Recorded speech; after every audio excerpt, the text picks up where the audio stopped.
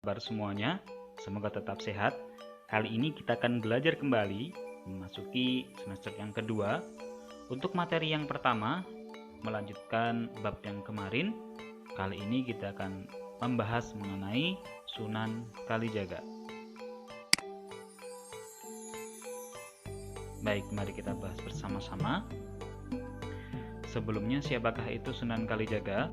Sunan Kalijaga diperkirakan lahir sekitar tahun 1450 Masehi yang bernama asli Raden Sahid.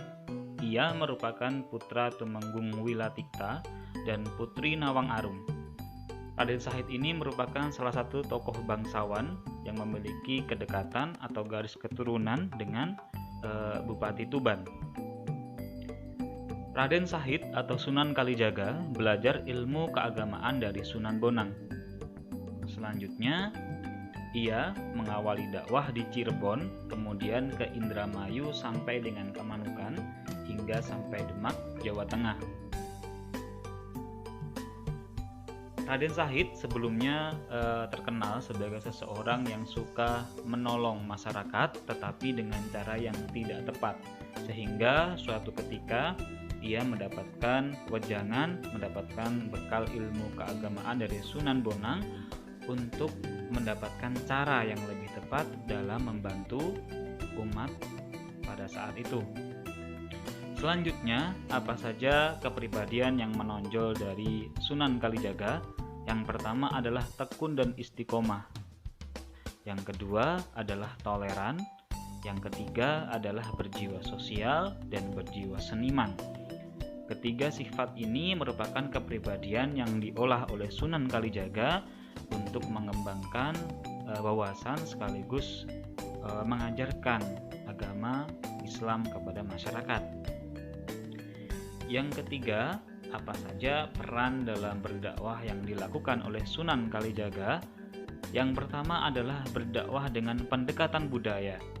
Sebagaimana yang dilakukan oleh Sunan Bonang, kemudian Sunan Derajat, Sunan Kalijaga juga berdakwah dengan pendekatan budaya.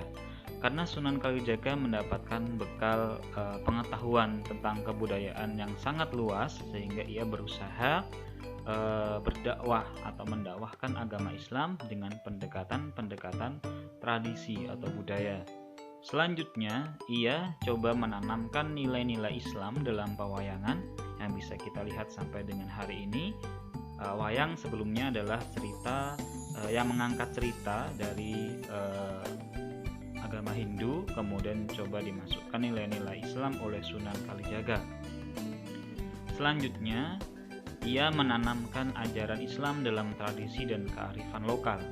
Tradisi dan kearifan lokal tentu saja yang berkembang pada saat itu sangat banyak, seperti suluk dan lain sebagainya.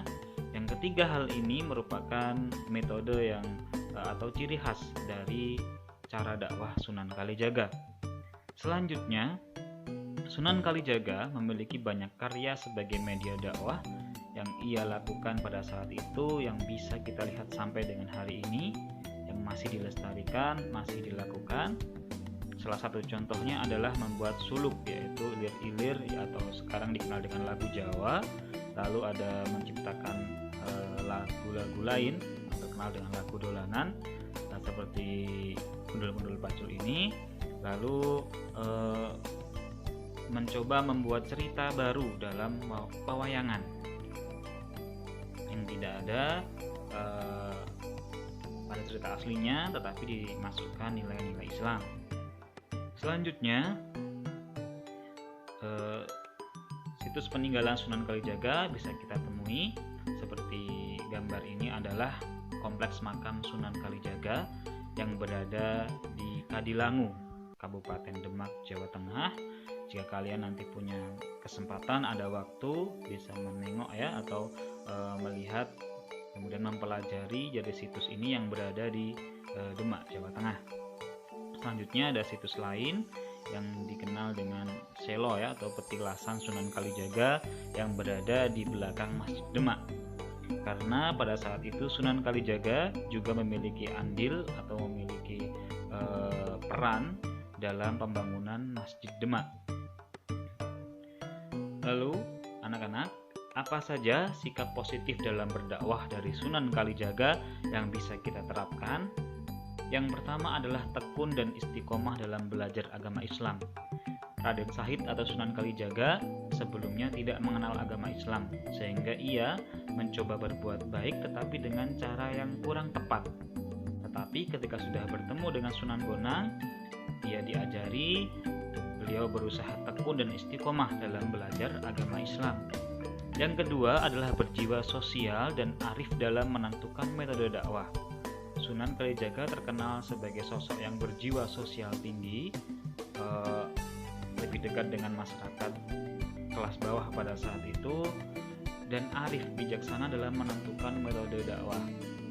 Terlebih sebagai orang yang memiliki bakat seniman, ia menggunakan metode seni sebagai cara dakwah.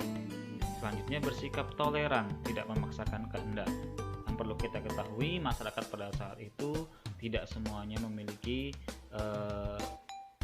pendapat yang sama, sehingga Sunan Kalijaga seperti sunan-sunan yang lain tidak memaksakan kehendak, mencoba bersikap toleran. Ketiga sikap ini merupakan sikap atau contoh yang bisa kita lakukan dalam kehidupan sehari-hari pada masa ini. Baik anak-anak, demikian untuk penjelasan mengenai Sunan Kalijaga. Kita akan lanjutkan untuk pembahasan berikutnya pada pertemuan lain. Demikian saya akhiri, akhirul kalam. Assalamualaikum warahmatullahi wabarakatuh.